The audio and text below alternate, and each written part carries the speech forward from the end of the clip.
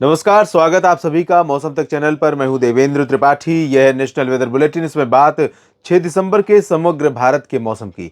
दोस्तों, cyclonic storm मिगचोंग या फिर माईचोंग और तमाम नाम उसे दिए जा रहे हैं। मिचोंग भी कहा जा रहा है, लेकिन उसका जो असल में प्रोनाउंसिएशन है वो मिगजों है और ये नाम म्यांमार ने दिया है। भारत पर लैंडफॉल कर चुका है आज दोपहर में 12 से 2 के बीच, 12:30 से 2:30 के बीच में। और ये आंध्र प्रदेश के बापतला और मछलीपट्टनम नेल्लोर के आसपास से इसने अंदर प्रवेश किया है। इस समय जो इसकी इंटेंसिटी है वो भारत के ऊपर साइक्लोनिक स्टॉर्म की है। जब लैंडफॉल इसने किया था उस समय सीवियर साइक्लोनिक स्टॉर्म बना हुआ था और अब धीरे धीरे ये उत्तरी दिशा में आगे बढ़ रहा है। आंध्र प्रदेश के ऊपर से छत्तीसगढ़, उड़ीसा और महाराष्ट्र, मध्य प्रदेश के पूर्वी क्षेत्रों, इन सभी भागों पर, तमाम हिस्सों में बहुत घने बादल, तेज हवाएं, ये सब कुछ रहने वाला है और काफ़ी प्रभाव इसका रहने वाला है भारत के कई राज्यों पर अगले कुछ दिनों तक।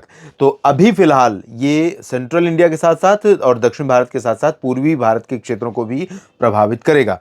और इसके अलावा कोई और प्रभावशाली सिस्टम भारत के ऊपर नहीं है जो मौसम पर असर डाले। तो जाहिर सी बात है कि जब ये आगे बढ़ रहा है तो क्या उत्तर प्रदेश में बारिश होगी, मध्य प्रदेश, राजस्थान या गुजरात में बारिश होगी, या बिहार, झारखंड, पश्चिम बंगाल में बारिश होगी, या फिर दक्षिण भारत और मध्य भारत में ही सिमट जाएगी। और उत्तर भारत से जो ठंडी हवाएं चलनी शुरू हुई हैं उनका असर भारत के किन राज्यों तक और कब तक कंटिन्यू देखने को मिलेगा, क्योंकि इस बार सर्दी अभी बहुत कम पड़ रही है। आइए जानते हैं अगले 24 घंटों में यानी 6 दिसंबर को देश भर में कैसे मौसम की उम्मीद नजर आ रही है। तो सबसे पहले इसके असर की बात करते हैं, जिन रीजन्स को यह प्रभावित करेगा।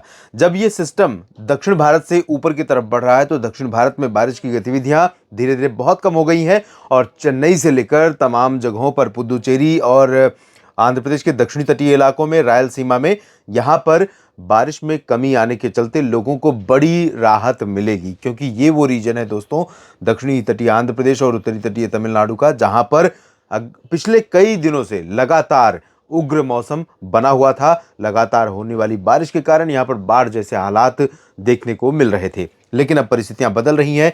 सिस्टम आगे बढ़ रहा है तो बारिश का जो रेन बेल्ट है या रेन क्लाउड्स हैं, जिनसे थंडर स्टॉर्म की एक्टिविटीज होती हैं, वो ऊपर की तरफ बढ़ रहे हैं। यहाँ पर फिलहाल तमिलनाडु में कुछ स्थानों पर, उत्तरी हिस्सों में और तटीय भागों में, और कर्नाटक के दक्षिणी आंतरिक इलाकों में, दक्षिणी तटीय आंध्र प्रदेश में कुछ स्थानों पर हल्की से मध्यम बौछारें गिर सकती हैं। उत्तरी आंतरिक कर्नाटक के कुछ इलाकों में बारिश होने के आसार हैं। बादल इस पूरे रीजन में देखने को मिलेंगे और आंध्र प्रदेश का रायलसीमा क्षेत्र भी प्रभावित होगा, लेकिन कुछ ही जगहों पर। बाकी धीरे धीरे मौसमी हलचल यहाँ पर कम हो रही है। इसके बाद ऊपर की तरफ बढ़ते हैं, जहाँ से साइक्लोन ने लैंडफॉल किया है इस रीजन से। तो यहाँ पर अब क्या गतिविधि रहेगी इस पूरे रीजन में? उत्तरी तटीय हिस्से में बापतला और मछलीपट्टनम, नेल्लोर से लेकर विशाखापत्तनम के बीच में, इन भागों में कई जगहों पर हल्की से मध्यम, कुछ स्थानों पर भारी वर्षा आपको कल भी देखने को मिल सकती है। कल के बाद हालात थोड़ा और बेहतर होंगे। तटों पर अभी ऊंची लहरें उठना जारी हैं, तो समुद्र की गतिविधियां या air traffic, rail road traffic, सब कुछ यहाँ पर प्रभावित हुआ है और इसको रिस्टोर करने में कम से कम 24 से 48 घंटों का समय लगेगा। यानी चीज़ों को फिर से सामान्य होने में 24 से 48 घंटों का समय लगेगा साइक्लोन के आगे बढ़ने के बाद। और इसके अलावा तेलंगाना में आप देख सकते हैं, तेलंगाना में कई जगहों पर भारी बारिश कल देखने को मिलने वाली है। आज पूर्वी क्षेत्रों पर ज्यादा प्रभाव रहा, हैदराबाद से लेकर खम्मम के बीच में, और अब इसके ऊपर के हिस्सों में मूसलाधार वर्षा हैदराबाद के ऊपर के क्षेत्रों में देखने को मिलने वाली है। इसके अलावा जो मध्य भारत के रीजन है, जहां पर अब असर दिखेगा कायदे से, इस रीजन में शामिल होने वाले हैं छत्तीसगढ़ और महाराष्ट्र का विदर्भ, पूर्वी मध्य प्रदेश का दक्षिण पूर्वी रीजन, जिसमें जबलपुर, मांडला, बालाघाट, होशंगाबाद, छिंदवाड़ा, उमरिया, बैतूल और आसपास के क्षेत्र, ये पूरा रीजन प्रभावित होने वाला है। इसके अलावा बादल वैसे तो मध्य प्रदेश में टीकमगढ़ और दतिया, भिंड, मुरैना, खजुराहो, साथ ही साथ भोपाल, खरगोन तक पहुंचेंगे और यहीं पर एक ट्रफ बनेगी, क्योंकि इस जगह के नीचे पूरब की हवाएं रहेंगी और इस जगह के ऊपर उत्तर पश्चिमी हवाएं रहेंगी। तो गुना से ग्वालियर, नीमच, भिंड, मुरैना, नीमच, रतलाम, धार, मंदसौर, इन रीजन्स में ठंडी हवाओं का असर रहेगा। इसके पूरब में पूर्वी आर्द्र हवाओं का प्रभाव रहेगा। इधर महाराष्ट्र में विदर्भ के पूर्वी हिस्सों में कई जगहों पर भारी बारिश हो सकती है, तेज गर्जना के साथ, तेज हवाओं के साथ। इसके अलावा अकोला, अमरावती और वर्धा, यवतमाल इन भागों में हल्की वर्षा हो सकती है। मराठवाड़ा रीजन में और मध्य महाराष्ट्र के दक्षिणी भागों में कुछ स्थानों पर वर्षा की गतिविधियां हो सकती हैं, क्योंकि हवाएं इस तरह से चल रही हैं। इसके ऊपर के रीजन में जलगांव, संभाजीनगर, अहमदनगर, पुणे, इसके ऊपर का जो हिस्सा है यहाँ पर कुछ बादल पहुंचेंगे, लेकिन हवाएं यहाँ पर अपेक्षाकृत कमजोर रहेंगी, बादल भी हल्के बनेंगे।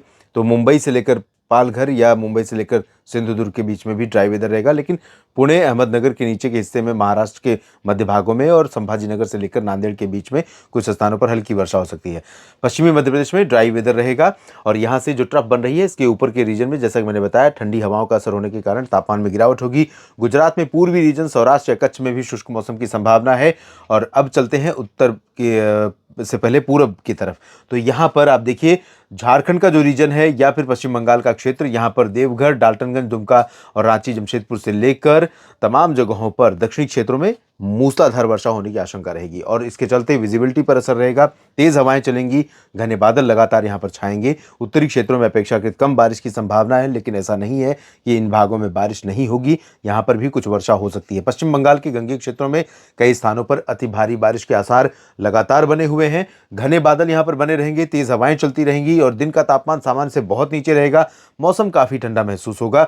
इधर बिहार की बात अगर करें तो भागलपुर से लेकर पटना और गया, बक्सर, कैमूर के बीच में इस रीजन में, दक्षिणी क्षेत्रों में पूर्वी आर्द्र हवाओं के कारण यहाँ पर भी बादल पहुंचेंगे और कहीं कहीं पर हो सकता है कि हल्की वर्षा या बूंदाबांदी देखने को बिहार में भी मिल जाए। चांसेस बहुत ज़्यादा नहीं है, इसीलिए कोई भी मॉडल यहाँ पर बारिश नहीं इंडिकेट कर रहा है, लेकिन कंडीशन जो है उसके आधार पर मुझे ऐसा लगता है कि थोड़ी बहुत वर्षा यहाँ पर हो सकती है। हालांकि किशनगंज से लेकर दरभंगा और चंपारण तक का जो उत्तरी रीजन है, यहाँ पर चांसेस बारिश के बहुत कम रहेंगे। पूर्वोत्तर भारत में भी मणिपुर, मिजोरम और त्रिपुरा, यहाँ पर जो बारिश की इंटेंसिटी है दोस्तों, वो बढ़ने वाली है। बारिश की तीव्रता यहाँ पर बहुत ज़्यादा नहीं थी पिछले दिनों से, लेकिन अब बारिश यहाँ पर बढ़ेगी, क्योंकि सिस्टम जब ऊपर बढ़ रहा है तो थोड़ा सा नमी का फ्लो यहाँ पर काफ़ी कंटिन्यू बन रहा है और कुछ स्थानों पर अच्छी बारिश हो सकती है।